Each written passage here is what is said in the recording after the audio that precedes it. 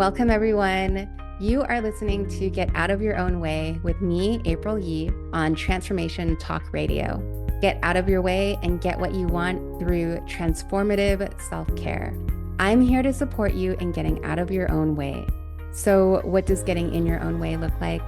Well, how about letting other people define your value and worth, ignoring your body by not taking care of yourself, and people-pleasing? These are just a few ways I've gotten in my own way. In this show, I'll share new perspectives on self-care practices so you can discover options and choices for expanding what's possible for you and your life. In each episode, I have questions for you, and when you take the time to answer them, they'll help in building up your belief about yourself. I believe that when we get good with ourselves, we get good with our lives and the world. Get Out of Your Own Way starts now.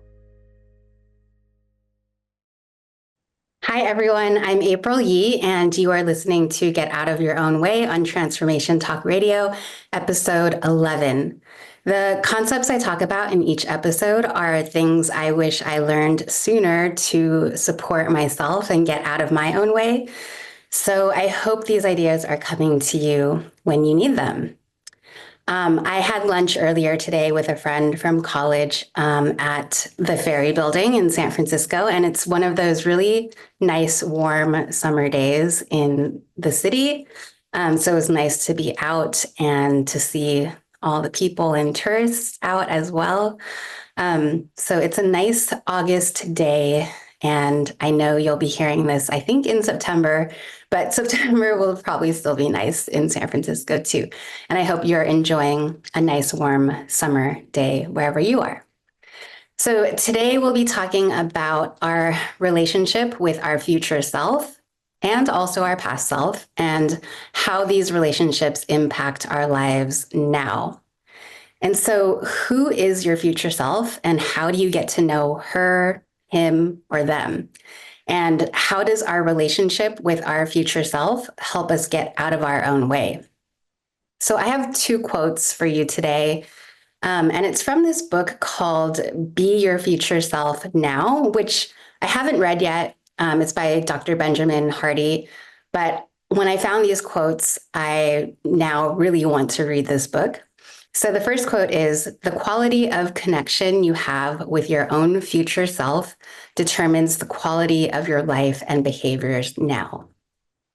The second quote is, "Because we're disconnected from our future selves, we opt for near immediate goals or dopamine hits. This short-term seeking ends up costing our future selves big." And I'll be talking about both of those quotes and how they relate a little bit later. But first, let's talk about what our relationships actually are and how our relationships actually work. And maybe you've never heard this perspective before, and it may seem a little simplistic, but I'll share this with you. Our relationships are based on our thoughts about others, and our relationship with ourselves is based on our thoughts about ourselves. So, for example, think about someone you enjoy spending time with and that you could easily say, "I like this person because she's great." The reason why you feel so positively towards her is because of your thoughts about her. She's great because you're thinking about all the things you like about her. Some other person could know the same person, but if they're thinking different, more negative thoughts about her, they'll tell you that they don't like her very much and wonder why you do. It's not because she as a person has changed, but it's two different people's perceptions of her that differ. So for example, if I have a bad relationship with a coworker, it's because of how I'm thinking about them. If I think my coworker is incompetent because of a mistake they made while doing something, then my thought about them, or my main thought about them, might be, this person is incompetent. And I'll find evidence about other things they do to prove my thought about them correct. And our brain likes being right about things. So it most likely won't see the correct things this person does, and it will see the incorrect things that they do. And those incorrect things will stand out like neon signs to us. And if we're thinking these negative thoughts about our coworker, how do you think we're likely to show up with them? If we think about the model that I've talked about, the self-awareness tool, our coworker is the circumstance, and our thoughts about our coworker create our feelings about them. So our feeling based on our thought, this person is incompetent, might be annoyed or frustrated or exasperated. And when we feel any of those feelings, we likely show up with impatience, we might be condescending towards them, or we might let our frustration or annoyance show. And the result of those actions is that we are not competent in our relationship with our coworker. We create a strained and tense relationship between us. And because my coworker will likely sense my condescension or annoyance and respond towards me accordingly, because they're thinking some type of thoughts about me now when I act condescending or annoyed towards them. So, do you see how that works? It's all because of my thought, this person is incompetent, and my brain only finding evidence of that person's incompetence. And it affects my relationship with that person because it affects how I choose to show up with them. And if you think about a time when someone has acted condescending or annoyed towards you because of whatever thoughts they're thinking about you, how does that make you want to show up and act towards them? So that would be how my coworker is acting and showing up with me when I act condescending or annoyed towards them. So, how might I change my relationship with this coworker of mine? I would need to think different and better thoughts about them to start. And my other coworker might have different thoughts about this coworker and have a totally different relationship with them.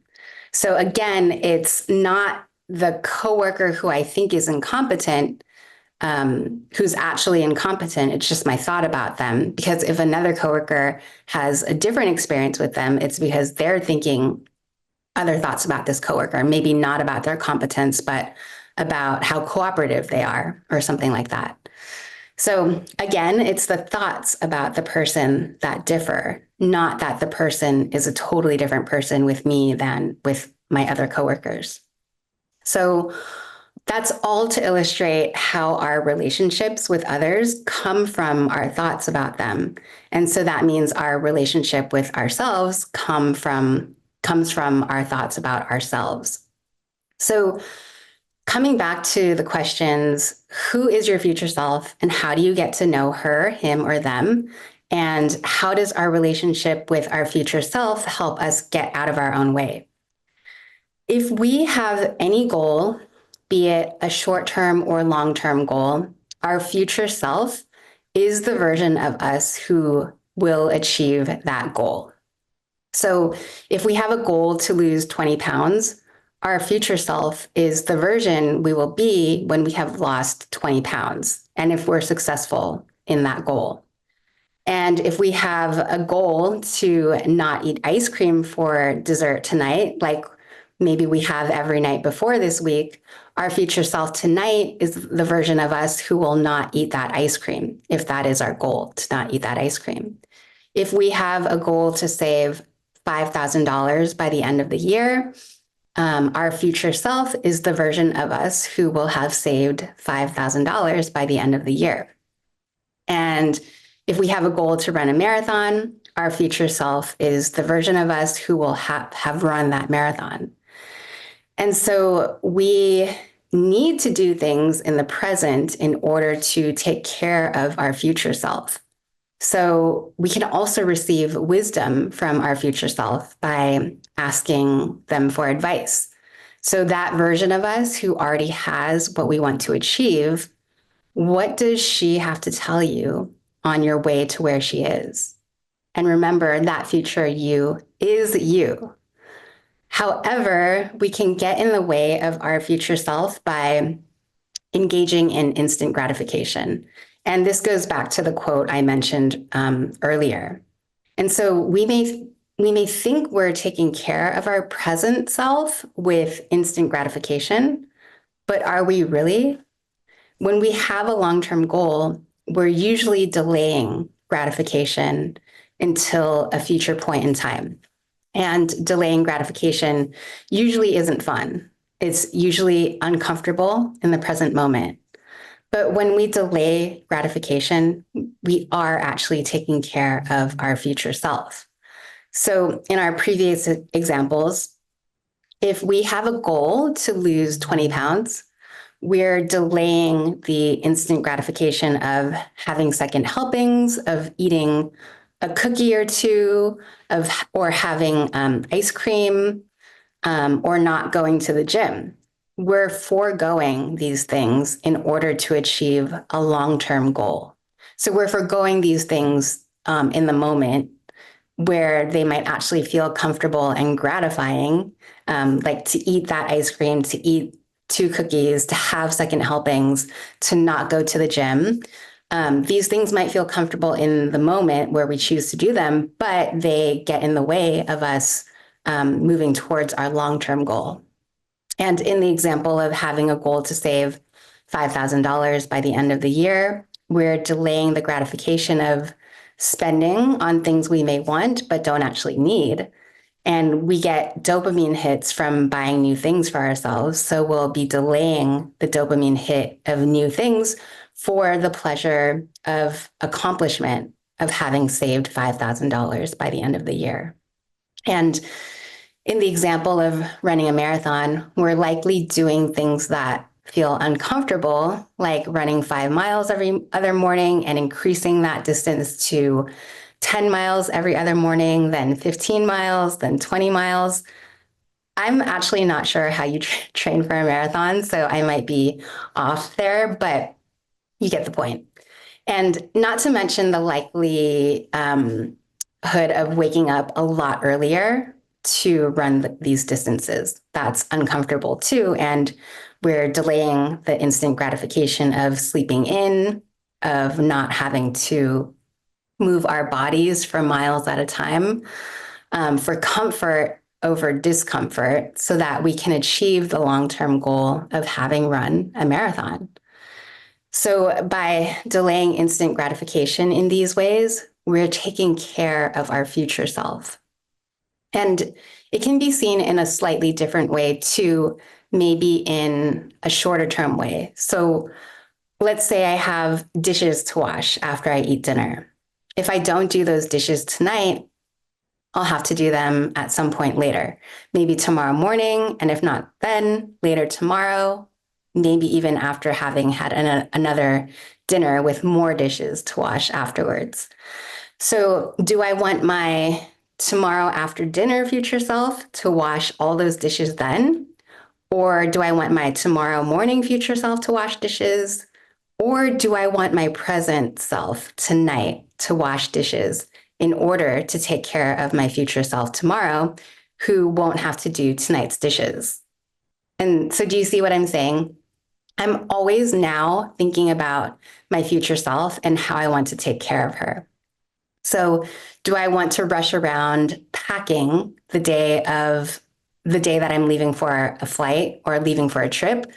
Or do I want to get started a couple days before my flight and to finish packing the night before my flight so my future self isn't as flustered before tonight's flight?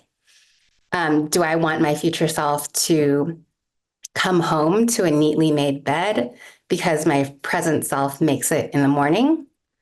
And for someone who's lactose intolerant, do you want your future self to go through whatever stomach ache may come after eating all that cheese that tastes so good right now? And basically, it's, do I want my future self to suffer the consequences of whatever instant gratification action I'm considering engaging in right now? And I know, for example, over the weekend, I had an early morning on Sunday morning, and I was staying out of town, so I had to, pack up things the night before.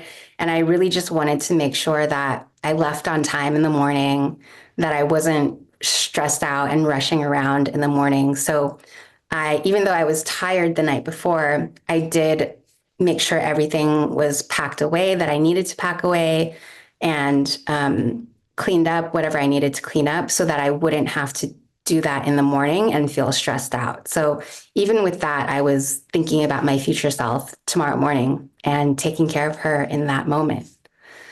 So, what is your relationship with your future self? Are you caring about her? Are you disregarding him? How are you thinking about them? And how do you want to think about her? And this brings us to consider our past self. What's our relationship like with our past self? And you might think that, well, how do we have a relationship with our past self? And it's actually similar to what I was talking about in the last episode about how we still tell stories about our past. So maybe you've never considered your past self, or maybe you're more focused on your present and your future self, maybe more likely just focusing on your present self, but you likely have thoughts and stories about your past self. So who she was back then, what choices she made, what she did or didn't do, maybe about what kind of grades she got in school, what kind of friends she had, what kind of boyfriends or girlfriends she had. We might have negative judgments of her and how she chose to do things, what decisions she made. We might still feel regret for some of the decisions she made and think negatively about her because of them, um, because of how she handled situations, of how she was so shy and never spoke up, how she allowed those things to happen to her, how she shouldn't have done that to someone, how she shouldn't have quit that job. And the list can go on and on. But you know what? Everything your past self has done has helped you to become the person you are today. And not only the good things, quote unquote, good things and quote unquote, right decisions, but also the bad things and wrong decisions. And I would say, especially the wrong decisions. Um, so, are you open to seeing it that way? And if not, why do you think you need to be so hard on your past self? And you might have heard this quote by Maya Angelou, and I'm just going to paraphrase it, but we do better when we know better. And sometimes we have to do badly in order to learn from that and then be able to do better in the future. And like I mentioned in my last episode, the past is in the past, and the only way it can hurt us now is how we're thinking about the past now in the present moment. So, this past thinking also applies to the past versions of ourselves. So, us in the past. So, what are the stories we might be telling ourselves about our past selves? And how might those stories be different if we add some forgiveness and acceptance into those stories? And in order to do better, we have to know better. But how would we have known better without going through what we went through? And that is really just part of our growth and learning process. It's actually, I think, unrealistic to expect ourselves to do everything perfectly the first time. So I have a lot of compassion for my past self. And yes, some of the things I've done in the past are cringy, and I can admit to that. I might still not feel proud of how I showed up in the past sometimes, but I see how I was learning more about myself by doing some of those things, making some of those choices that really did not serve me, like not at all. But again, I needed those lessons to learn from. And that past version of me didn't know how to love or respect herself back then, like I love and respect myself now.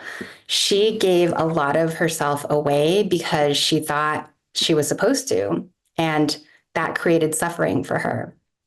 But guess what? She would have never learned how to love and respect herself more if she hadn't gone through those phases of having not loved and respected herself back then.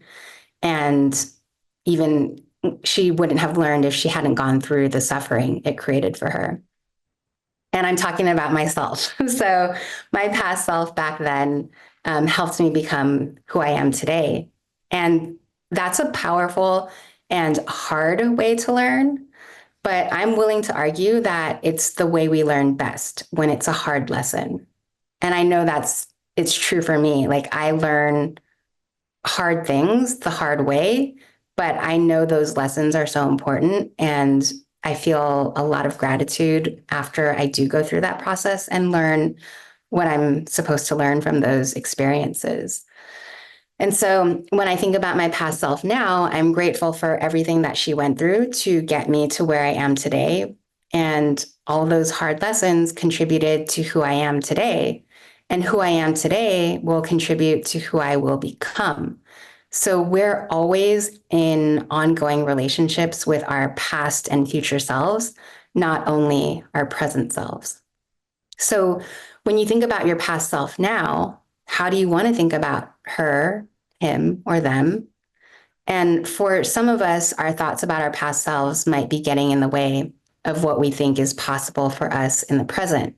But we don't have to base what we think about ourselves now or in the future on the past. Again, yes, some things may still seem cringy from the past, but can you find the learning in that?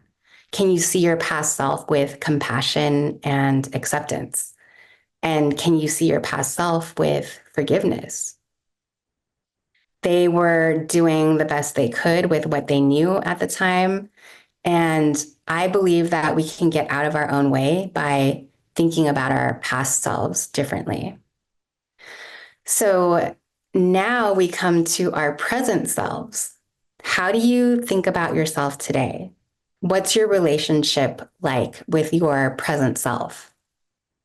Our present self will become our past self, and our present self might currently be how we imagined our future selves in the past.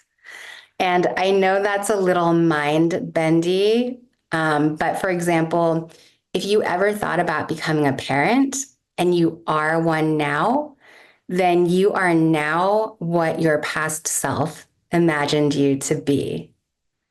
So you might have to process that for a second. But we can do this now in the present for where we want to be in the future. We can prepare to be our future selves a little more intentionally than maybe we did in the past. And one of the big thoughts that get in our way is one of the big thoughts that gets in our way is, well, I've never done that before. So, for example, when someone wants to lose 25 pounds and they feel stuck because they have the thought, well, I've never lost 25 pounds before, so I don't know how to do it. And the same could go for someone who wants to create $200,000 in income who's never done it before. They might think, well, I've never created $200,000 in income, so I don't know how to do it. But you won't know how to do it until you do it and learn how in the process. So most of us never did 12th grade before we did 12th grade, but we figured it out and we likely graduated from high school. And it's also how we learned to walk as babies. It's how we learned to drive as teenagers. We'd never done it before, but it was important to us and we kept practicing until we could do it and do it well, even. So, what do you want to believe about your present self in order to reach towards where your future self is? And by learning to have compassion for our past self, we become more practiced at having compassion for our present self. And by taking care of our future self, by delaying gratification, we become more practiced in taking care of our present self. And that can be by asking what we need in the moment, when we're feeling a certain way, what we might want when we're feeling indecisive, and just really learning how to trust ourselves in that process.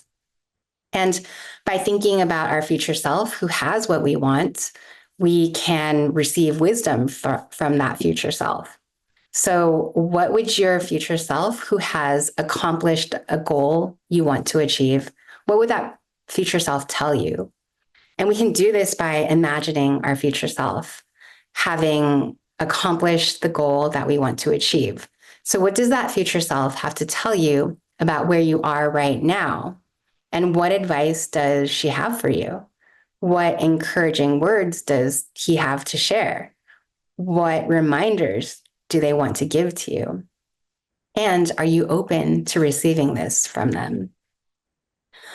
Our relationship with our past, present, and future self are all integrated, and it matters to how we will move forward in our lives with intention, with a vision, with energized motivation, all the while taking care of ourselves along the way. And this is how we reach our goals in alignment with ourselves, not by punishing ourselves along the way or beating ourselves up, but by lovingly taking care of ourselves along the way to our goals. And as we cultivate our relationship with our past and future selves, we will likely see our present selves differently too, because our present selves will become our past selves, and our present selves are also our future selves that we imagined in the past. So, how do you want to think about your past self? What do you want to be grateful to your past self for having done? How do you want to think about and treat your future self? And what wisdom would you like to receive from your future self who has what you want already?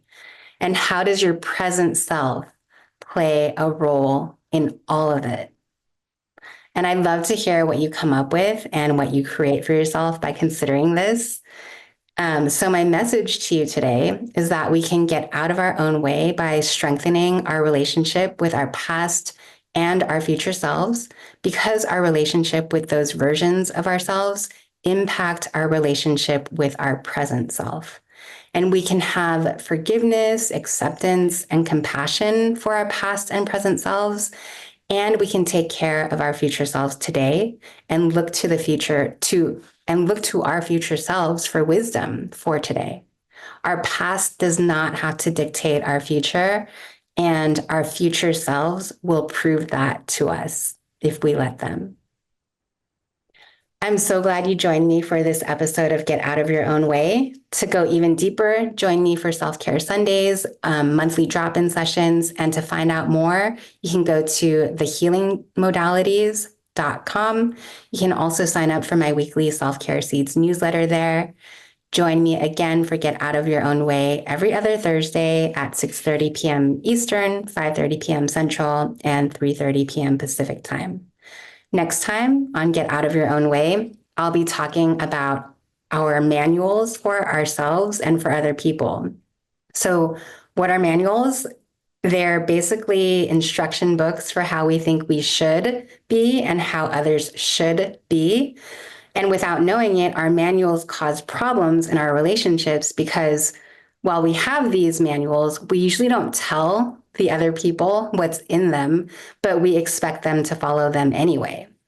And similarly with ourselves, we're not entirely aware that we might have manuals for ourselves either. And these unquestioned manuals can cause us to feel like we're not doing enough or like we're not measuring up, but compared to who or what?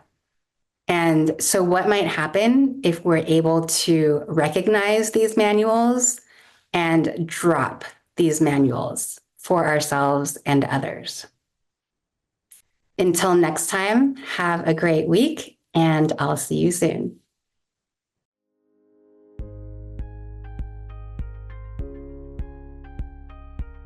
You have been listening to Get Out of Your Own Way. Get out of your way and get what you want through transformative self-care with me, April Yee. Tune in every Thursday at 3:30 p.m. Pacific on Transformation Talk Radio. In each episode, I present you questions that support you in building up your beliefs about yourself.